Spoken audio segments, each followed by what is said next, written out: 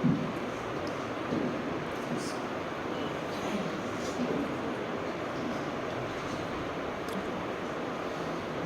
علیکم ورحمۃ اللہ وبرکاتہ نحمده ونصلی علی رسوله الکریم اما بعد فاعوذ باللہ من الشیطان الرجیم بسم اللہ الرحمن الرحیم وعد اللہ الذین آمنوا منکم وعملوا الصالحات ليستخلفنهم في الارض كما استخلف الذین من قبلهم صدق اللہ العظیم۔ اٹھ کے اب بزم جہاں کا کچھ اور ہی انداز ہے، مشرق و مغرب میں تیرے دور کا آغاز ہے۔ جناب صدر اور معزز اساتذہ اعظام اور عزیز ساتھیوں، آج کے اس مسابقتی پروگرام میں میری تقریر کا عنوان ہے ہندوستانی سیاست اور مسلم امہ کا اتحاد۔ اللہ تعالیٰ سے دعا ہے کہ اللہ تعالیٰ مجھے صحیح بات کہنے اور آپ حضرات کو صحیح بات سمجھنے کی توفیق عطا فرمائے۔ سامعین اعزام، آج وقت کی اہم ضرورت ہے کہ مسلمان دنیا والوں کے سامنے اسلام کے نظام زندگی کا تعارف کرائیں اور عمل کے ذریعے دنیا والوں کے سامنے اسلام کا اخلاقی نظام پیش کریں، معاشرتی اور سماجی نظام پیش کریں، معاشی اور تعلیمی نظام پیش کریں، سیاسی، جمہوری اور سماجی مسائل پہ سماجی نظام پیش کریں، تاکہ دنیا میں بسنے والے انسان اسلام کو کتابوں کے اوراق میں نہیں بلکہ مسلمانوں کی عملی زندگی میں دیکھ سکیں۔ آج پوری دنیا حق کی تلاش میں ہے، رواداری اور انصاف کی تلاش میں ہے، امن چین اور سکون کی تلاش میں ہے، اور سب کو یقین کے ساتھ معلوم ہے کہ یہ تمام چیزیں مذہب اسلام میں موجود ہے، لیکن رونا اس بات کا ہے کہ دنیا والے اسلام کی تمام خوبیاں کتابوں کے اوراق میں نہیں بلکہ مسلمانوں کی عملی زندگی میں دیکھنا چاہتے ہیں، اور جب وہ اسلام کو اپنانے کی نیت سے مسلمانوں کی عملی زندگی پر نظر ڈالتے ہیں تو وہاں ہر چیز اسلام کے خلاف نظر آتی ہے، مذہب اسلام کے بالکل برعکس اور الٹی نظر آتی ہے، جسے دیکھ کر دنیا والے ہکا بکا رہ جاتے ہیں اور وہ اسلام کو قبول کرنے کے بجائے ایک گہرے سوچ کے سمندر میں ڈوب جاتے ہیں۔ وَذَا میں تم ہو نصارا تو تمدن میں ہنود، یہ مسلمان ہے جنہیں دیکھ کے شرمائے یہود۔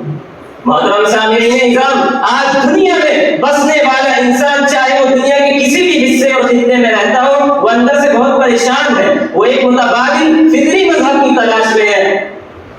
آج اگر اس کے سامنے اسلام کا نظام زندگی پیش کیا جائے تو یقیناً اسلام کے نظام زندگی کی خوبیوں کو دیکھنے کے بعد ہلکا بہوش اسلام ہو جائے، کیونکہ زندگی کے شعبوں کے درمیان ہم نے جو دنیا پیدا کر رکھی ہے یقیناً وہ قابل افسوس ہے۔ وقت کا تقاضا ہے کہ ملت کے نوجوانوں کے سامنے اسلام کا نظام عبادت پیش کیا جائے، نظام سیاست پیش کیا جائے اور نظام معیشت پیش کیا جائے، تاکہ سال ہر سال سے عبادت اور سیاست میں ہم نے جو دنیا بنا رکھی ہے اس کو بانٹا جا سکے، اور ایک مسلم نوجوان کو عبادت کے ساتھ ساتھ سیاست اور معیشت سے بھی قریب لایا جا سکے۔ میں علماء امت سے پوچھنا چاہتا ہوں کہ کیا صحابہ کرام رضی اللہ تعالی عنہ کی سیاسی سرگرمیوں میں مسلمانوں کی جماعت کے لیے ایک سیاسی قیادت کا پیغام نہیں ہے؟ اگر ہے تو پھر آج کا مسلم نوجوان احساس کمتری کا شکار کیوں ہے؟ نفسانی خواہشات کا غلام بن کر اپنے مقاصد سے غافل کیوں ہے؟ بس پہلے علامہ اقبال نے اسی کا رونا رویا تھا اور ملت کے نوجوانوں سے خطاب کرتے ہوئے کہا تھا، تیرے صوفے ہیں فرنگی، تیرے قالین ہے ایرانی، لہو مجھ کو رلاتی ہے جوانوں کی یہ تن آسانی، عمارت کیا شکو ہے خود کبھی بھی ہو تو کیا حاصل، نہ زور حیدی مجھ میں نہ استغناء سلمانی۔ محترم اساتذہ کرام، آج ضرورت اس بات کی ہے کہ نوجوانوں میں دینی بیداری کے ساتھ ساتھ سیاسی بصیرت بھی پیدا کی جائے، کیونکہ آج ملک کے جو حالات ہیں وہ پیش گوئی کر رہے ہیں کہ اگر آج مسلمان سیاسی اور جمہوری سطح پر منظم اور مستحکم نہیں ہوئے اور یوں ہی تاش کے پتوں کی طرح بگڑے رہے، اپنی صفوں میں اتحاد پیدا کرنے کے بجائے انتشار کا شکار بنے رہے، اپنے معاشی حالت کو مضبوط بنانے کے بجائے معاشی کمزوری کے دلدل میں دھستے رہے، تو وہ دن دور نہیں کہ باطل طاقتیں مسلمانوں کے مستقبل کو تاریخ بنا دے۔ محترم سامعین، آپ تمام کو یہ بات معلوم ہونی چاہیے کہ ایک جمہوری ملک میں سب سے بڑی طاقت اپنے ووٹ کا استعمال کرنا ہے، لیکن المیہ یہ ہے کہ ہم تمام ہمارے ووٹ جمہوری ووٹ کے چھیننے کی پوری منصوبہ بندی اور پلاننگ ہو چکی ہے، ہمیں دوسرے درجے کا شہری بنانے کا پورا عملی خاکہ تیار ہو چکا ہے۔ ایک طرف ہماری بربادی کے منصوبے بنائے گئے ہیں، دوسری طرف ہم ہیں کہ اپنی بربادی پر مگن اور خوش ہیں۔ بڑے افسوس کے ساتھ یہ کہنا پڑتا ہے کہ آبادی میں 25% 30% کا تناسب رکھنے والا مسلمان حکومت کے شعبوں میں 5% بھی نہیں ہے، جبکہ انگریزوں کے دور حکومت میں یہی مسلمان حکومت کے شعبوں میں 30% کا تناسب رکھتے تھے۔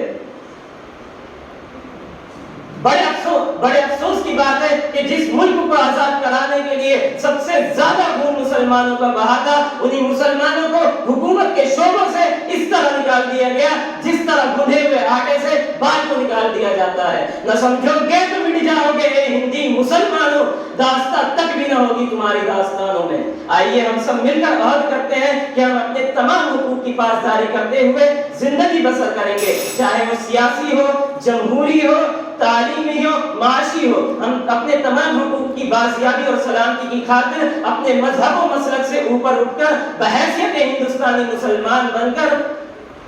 سیاسی اور جمہوری اتحاد کا بے مثال ثبوت پیش کریں گے۔ اللہ تعالی ہمیں متحد ہونے کی توفیق عطا فرمائے۔ وآخر دعوانا ان الحمد للہ رب العالمین۔